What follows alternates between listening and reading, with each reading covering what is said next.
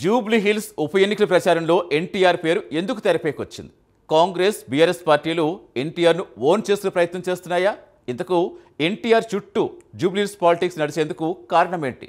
Jubilee hills నియోజకవర్గంలో ఒక సామాజిక వర్గం ఓట్ల కోసమే రెండు పార్టీలు ఎన్టీఆర్ జపం చేస్తున్నాయా? ఎన్టీఆర్ పేరుపై జరుగుతున్న రగడపై రాజకీయ వర్గాల్లో ఏం చర్చ జరుగుతోంది?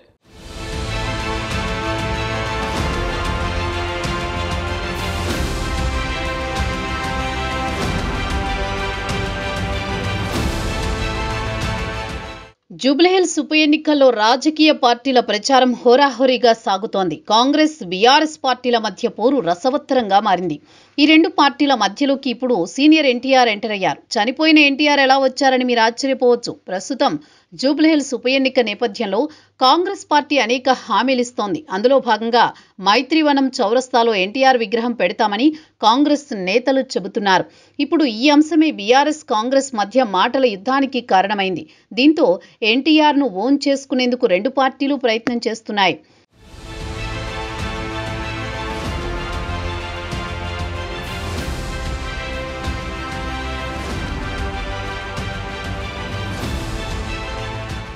ఎన్టీఆర్ సినీ రంగంలో విశ్వవిఖ్యాత నటుడు, టీడీపీ వ్యవస్థాపకుడు, ఉమ్మడి ఏపీ మాజీ ముఖ్యమంత్రి. రాష్ట్రం విడిపోయినప్పటికీ ఎన్టీఆర్ చరిష్మా తగ్గలేదు. ఎన్టీఆర్ మరణించి చాలా కాలం అయినప్పటికీ రెండు తెలుగు రాష్ట్రాల్లో అభిమానులు ఎక్కువ. ఎన్టీఆర్ ప్రోత్సాహంతో రాజకీయాల్లోకి వచ్చిన వారు ఇప్పటికీ క్రియాశీలకంగా అన్ని పార్టీల్లో ఉన్నారు. అందుకే ఎన్టీఆర్ ప్రభావం రాజకీయాల్లో తగ్గలేదు. రెండు తెలుగు రాష్ట్రాల్లో ఏ ఎన్నికలొచ్చినా ఎన్టీఆర్ పేరు లేకుండా ఉండదు. ఇప్పుడు జూబ్లీహిల్స్ ఉప ఎన్నికల్లోనూ రాజకీయాలు ఎన్టీఆర్ చుట్టూ తిరుగుతున్నాయి.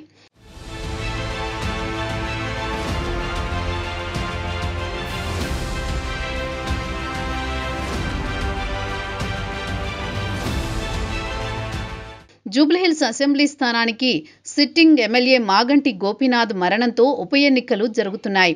బీఆర్ఎస్ నుంచి మాగంటి గోపీనాథ్ సతీమణి సునీత బరిలో ఉన్నారు. కాంగ్రెస్ నుంచి నవీన్ యాదవ్ పోటీ చేస్తున్నారు. ముఖ్యంగా జూబ్లీహిల్స్ కమ సామాజిక వర్గం ఓట్లు ప్రభావితం చేసే స్థాయిలో ఉన్నాయి. దీంతో ఆ సామాజిక వర్గ ఓట్ల కోసం రెండు పార్టీలు ప్రయత్నాలు చేస్తున్నాయి. తాజాగా వెంగళరావు నగర్ డివిజన్ రోడ్ షోలో సీఎం రేవంత్ మాట్లాడుతూ అమీర్పేట వద్ద ఎన్టీఆర్ విగ్రహం ఏర్పాటు చేస్తామని చెప్పారు. స్వయంగా తాను ఎన్టీఆర్ విగ్రహాన్ని ఆవిష్కరిస్తానని చెప్పుకొచ్చారు. ఇప్పుడు ఈ అంశమే టార్గెట్ చేసుకుని బీఆర్ఎస్ ఎన్కౌంటర్ అటాక్ మొదలుపెట్టింది. ఎన్టీఆర్కు అత్యంత విధేయుడిగా ఉన్న వ్యక్తి మాగంటి గోపీనాథ్ అని, ఎన్నికల కోసం ముఖ్యమంత్రి ఎన్టీఆర్ పేరు వాడుకుంటున్నారని బీఆర్ఎస్లోని కమ సామాజిక వర్గ నేతలు అటాక్ మొదలుపెట్టారు.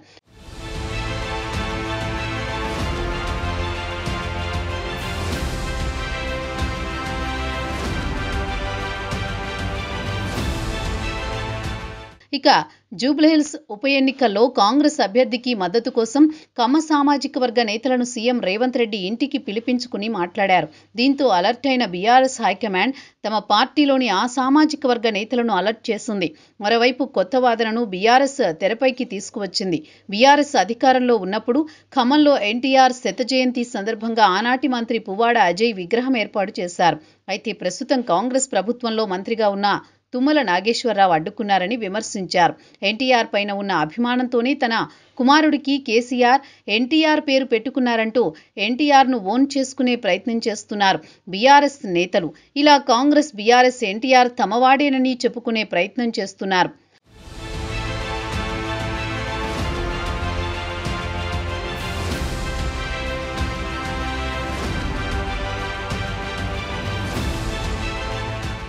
మొత్తానికి జూబ్లీహిల్స్ ఉప ఎన్నికల్లో ఎన్టీఆర్ పేరు తెరపైకి రావడంతో కమ సామాజిక వర్గం ఎన్టీఆర్ అభిమానులు ఓట్లు ఏ పార్టీకి పడతాయో చూడాలి.